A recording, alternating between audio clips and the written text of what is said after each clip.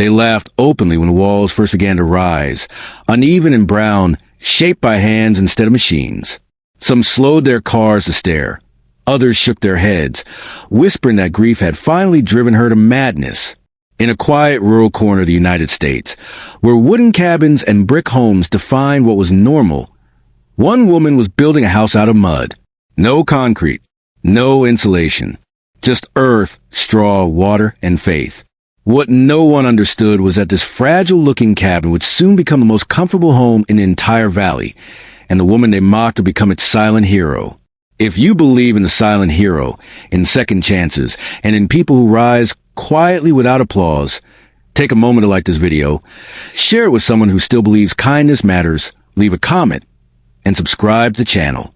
Your support helps these stories reach the hearts that need them most. Her name was Grace Holloway, a Christian woman in her early 40s who had lost almost everything that once defined her life. Years earlier, Grace lived comfortably with her husband and young son in a small town nearby. Their life was extravagant, but was full. Sunday church, backyard barbecues, laughter echoing through hallways. Then came the accident.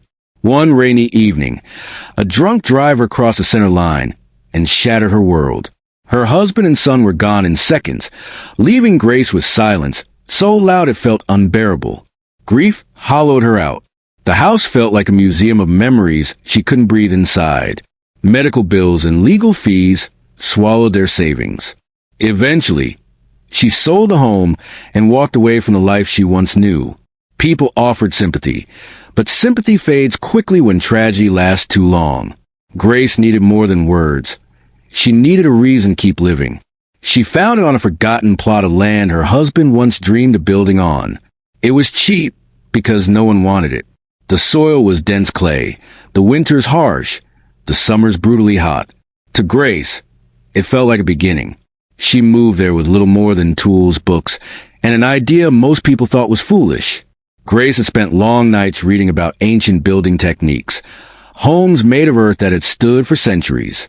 Cob houses, mud walls thick enough to breathe with the seasons, structures that didn't fight nature but worked with it. The idea took root not just in her mind, but in her heart. She didn't want a house that looked impressive. She wanted one that felt alive, steady, forgiving, a home that could hold her while she healed. When construction began, she worked alone. She mixed mud with her feet, straw scratching her hands raw, shaping each wall slowly under the sun. There were no contractors, no shortcuts, just patience. Neighbors watched from a distance at first. Then came the laughter. They said rain would melt it. They said winter would destroy it. They said she was wasting time on a fantasy. Grace heard it all. Every laugh cut deep, especially on days when exhaustion pressed down on her chest and grief resurfaced without warning. There were moments she nearly quit, moments she sat in the dirt crying, wondering if everyone was right. But each time she prayed, not for strength to prove them wrong, but for strength to keep going one more day. By the time summer arrived, the cabin stood complete. From the outside, it looked strange and unimpressive. Rounded walls, earth-toned, blending into the land. The neighbors expected her to suffer once the heat came. Summers in that valley were merciless, turning homes into ovens and driving electricity bills sky-high. Something unexpected happened.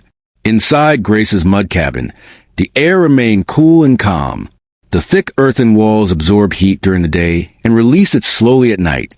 While neighbors ran air conditioners nonstop, Grace slept peacefully, wrapped in blankets even on the hottest days.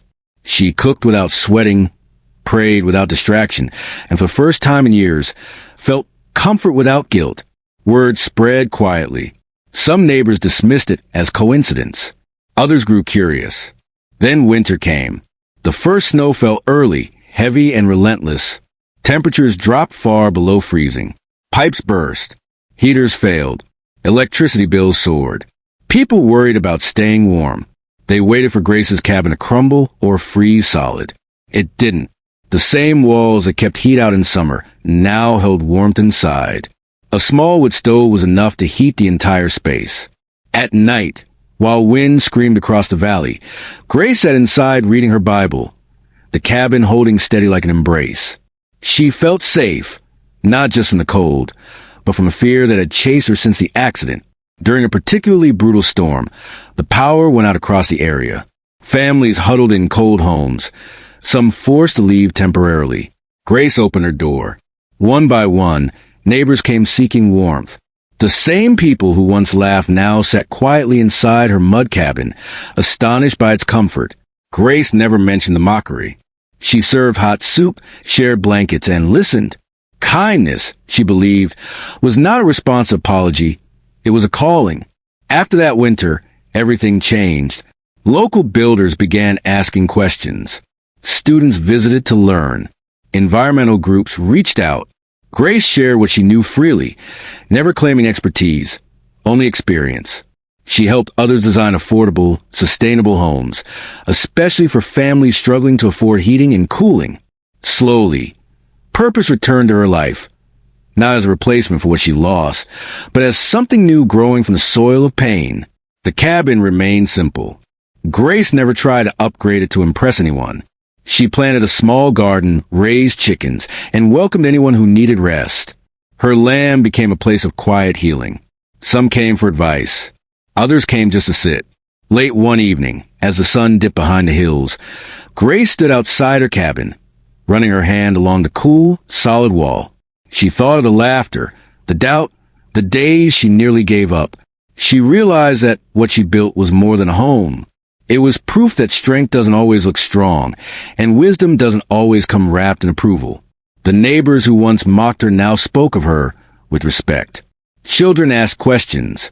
Adults listened. Grace never called herself brave. She simply said she did what she had to do to survive, and found life again along the way.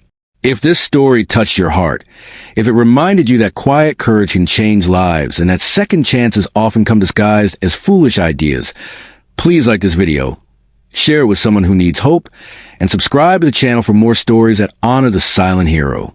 Before the story ends, leave a comment below sharing what this journey made you feel, or write one word that represents resilience to you. Grace Holloway's cabin still stands today. Cool in summer, warm in winter, and filled year-round with peace that no laughter could ever take away.